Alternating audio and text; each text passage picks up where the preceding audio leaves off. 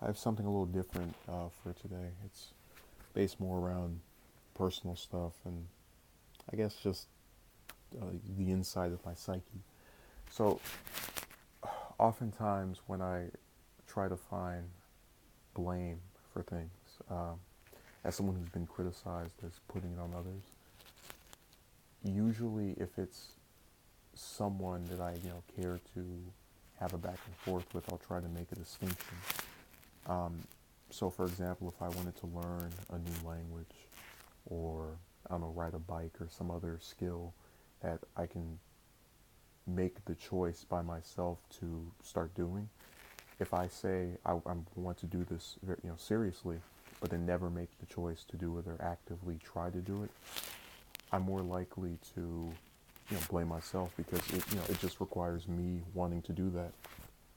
But when I would sit here and I would talk about wanting to do a project or the relationship stuff that people came here for in the past, I would try to say that I blame the other person in most instances because I see myself as doing an amount of work that is on a level that exceeds the other person. So let me delve a little deeper. With every project I do or spearhead, I have the same rules. I edit it, I write it. Well, first I write it, I edit it, I get some voice actors together, direct it, draw the whole thing out. So literally, the only thing anyone else does is record some lines. Not to say that's not a significant thing, as you're going to find out right now, but ask yourself if you are in a position where you are doing the bulk of work for a project, but you still need other people to do one particular thing, and they can't, and they refuse to do it. They choose not to do it. Would you blame yourself for their choice to not do it? Remember, you draw this stuff out, you edit it, you write it, you wear all these different hats, and they have one thing they have to do, and they never get around to it. You're going to now feel bad about who you are because of that. So that's why it's harder for me to feel responsible for them. But I have in the past become very frustrated with interactions as it relates to others. I've told people before, if you need time to do something, just give me a date, an update, some kind of way of knowing that I'm not wasting my time talking to you or otherwise interacting. So someone says, "Hey, I need 2 more weeks," whatever. Okay, it's just the mere fact of them letting me know I appreciate enough to grant that extension. I recognize that people have lives outside of doing something involving me.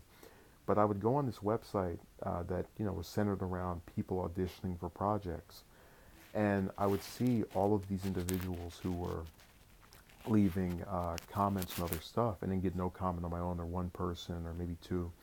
And I would say to myself, how do you have dozens and dozens and dozens of individuals on here who are consistently and recurringly trying to make inroads with other people and their stuff, but then I can't get any on mine. It legitimately felt like the Twilight Zone because you're watching this paradox of your stuff getting completely ignored, while others are, because they're basing their stuff off of something that's pre-established, like Marvel or DC, for example, getting loads of people to go on there. So I actually had a person who had left a comment and tried to say, hey, go in to people's inboxes and ask them to participate.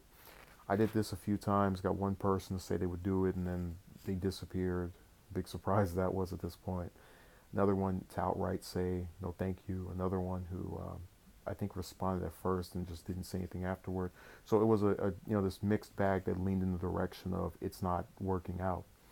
But it was funny because when that person said that, it reminded me of when I had initially been on YouTube from 2008 2013. That was a period where I fully believed in this idea that if you just did the right things or tried to do something that others were not doing, or maybe that was popular, you could get a following. And I mean, I still have stuff from stop motion and just things I would never bother with nowadays that I sometimes say to myself, these were things I was into, but they were still done with this idea that it's actually going to have some kind of reward as far as getting more people invested. So when I came back after a whole year of not even bothering with YouTube, to late 2015, I said to myself, I'm not going to continue trying to use, you know, whatever means necessary that's legal, of course, to get attention. And I followed my word on it. But occasionally, when I go and I watch some of the disparity in views, I get kind of disturbed by it. So, for example, I had a video I did a while back that I wasn't too proud of because it was about the AOC primary challenge, and I just didn't think I spoke about it in a way that was concise enough, but also to the point. And I didn't really express myself that well. This is my position. But then I do a stream about the Speaker of the House and Yemen, and not bringing the bill up for that. And I think I did a better job in that. I felt as if I put more emotion and concern into something I felt very seriously about. And then it received even less views. So it felt as if whether I tried or not, what I did didn't matter. Not just with YouTube, but with that project, with any of this. Because see, I've tried to explain this before. I know who I am as far as my psychology. If I am working on some kind of assignment, and there's another person involved that won't contribute the piece that they've done, and it's not let's say school related, I'm going to put it off because I want to do it when I have all of the pieces there. So what I mean by that, I want to let's say there's some 12, 13 page script that I want to materialize. I'm much more likely to get that done at a quicker pace if I have all of the lines. If I don't have the lines, I'm going to think that, I can do these pieces of this puzzle, but it's never going to get finished, so what's the point? So, that's just what I'm saying here to kind of give context. But, then we go over to the personal stuff because I said before, I don't enjoy talking about the relationship stuff anymore since it just invites people who try to find a million ways to critique you. But I've tried to also say that one of the mistakes people make is this idea that they have that they're immortal, and they might not say that to you. They might claim that they don't think that way. But if you're going to tell somebody to go and try talking to 30 women a week or 5 a day or some other large number that a person who actively is trying to do something with themselves usually cannot do, you are basically telling them, yeah, just waste your time talking to a bunch of people that more often than not are not going to be interested. And I've also explained that because I am aware that I can only live one time, it's caused me to be very prolific with this channel, on other forms of social media, to pay attention to stuff that's going on. I think that in being aware that I will eventually croak with great consistency, it's helped me in some ways. And one of the things that's very disturbing about their kind of mentality of, oh yeah, you've got plenty of time, and you're 21, and apparently they think that you're going to be the same age forever. One of the scary parts of that ideology is it invites these behaviors, this kind of thing of, oh, what's the problem talking to this person who has no interest in you? And look, I've tried to ask some people, when you talk to a woman that, let's say, you're attracted to, personality, appearance, whatever, if speaking to her makes you have to talk a different way than you would people that you actually like to be around and feel comfortable with, that's hell. Because, when I go on here, there's a whole bunch of stuff I don't mention, out of a belief that it will create arguments and discussions that I don't want to participate in. But the difference is that I can put something up on here and then not have to respond to any comments that are there. If I'm sitting across from someone, they're asking me something, or trying to have some dialogue, and whatever they're asking is something I'm not comfortable with, and I've put myself in that position, it's it is not good, to put it very simply. So when I mention that, and you might ask yourself, how does any of this connect? Well, it's based on a repeated pattern where, for the if I had to, would I talk to voice actors at all? No, but I need these people to do this project. If I had to, would I try to talk to or even think about women at all? No, but I would need one if I wanted to, let's say, get married or have a family or do anything of that nature. So these are all sacrifices that I find myself constantly having to make, and devoting all of this energy to these people who, with great recurrence, show no appreciation and or attempt to reciprocate. And after they choose to not do that back, I'm left in the exact same position as before. Um, Except this is not a cartoon or a movie, so I continuously age and get older and get more and more uh, disgruntled with this scenario. So I find myself having to continuously go through this thing to where I've just, in a lot of cases, I call myself taking a break. I call myself quitting. Um, but when I think about quitting the project, that strikes me as something more frustrating because, with any relationship, it takes two people to do it. But if we're talking about the project itself, it's pretty much 85% me, 15% all the voice actors. Like literally, if I decided one day to just speak in some higher voice, pretending to be another gender or another character, as opposed to getting somebody else to do it, it'd be done. I don't do that because I want the product to match, what I personally think it should, which is a group of people coming together to do something constructive. And when I can't get that from this wide plethora of individuals on these websites, it sucks. This was the same thing with YouTube when I sat back and I would constantly make videos about politics or some other story. I thought maybe people are finally starting to come over here. They might actually be coalescing around a certain number of ideas. And what I saw was, if you don't send this directly to them, they're not going to watch it. They're not going to check for it.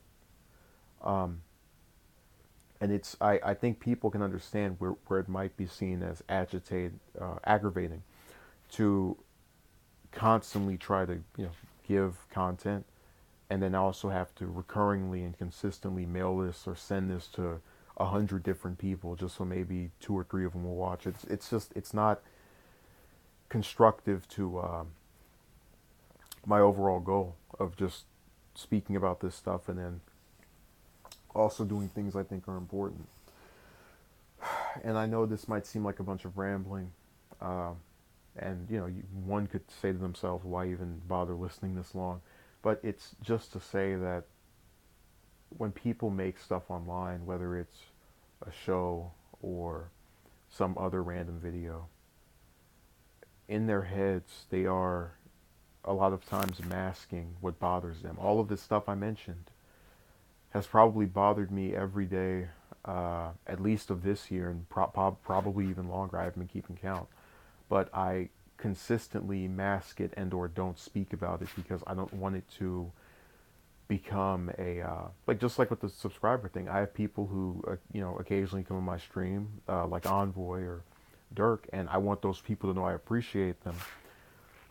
So for that reason, I wouldn't traditionally say, "Oh man, it sucks not having anybody watch you," because you're not trying to dismiss those that have decided to stick around, and that's why it's so sad that they have to end up getting, unfortunately, lumped in with a bunch of people who I know I shouldn't expect anything from.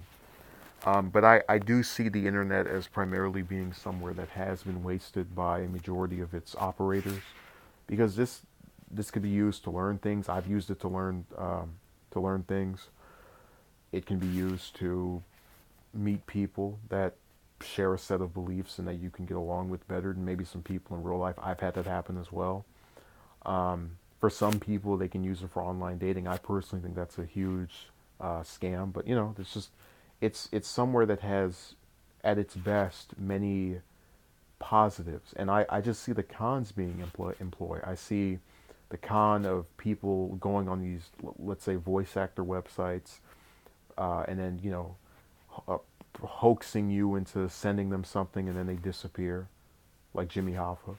I see, another con with various people just sitting around and trying to down another person, and that's part of the reason I don't even leave many comments on YouTube anymore, because a lot of times someone will see what you wrote and they'll try to respond back and argue with you, and I just don't have the patience for it. Um, and the video that the person made, I can upvote or otherwise express some other form of approval. But it's done that way on my part because I'm just overall tired. I'm sick of the stagnation. I hate the fact that we've had to put up with the voice actors running away, the women obviously doing what they do, their stagnation, and I genuinely believe I am at the end of my rope. Now that doesn't mean the situation can't get better. I've certainly continued talking to voice actors because I am serious about that project. But if I don't prevail, or if things stay the same for the rest of this year, if not longer, I won't be surprised. And it won't be me being negative. It won't be me being pessimistic. It will just be me looking at what has happened before and reasonably coming to the conclusion that because the same kind of people are involved in the next process, it's probably going to be the same result again.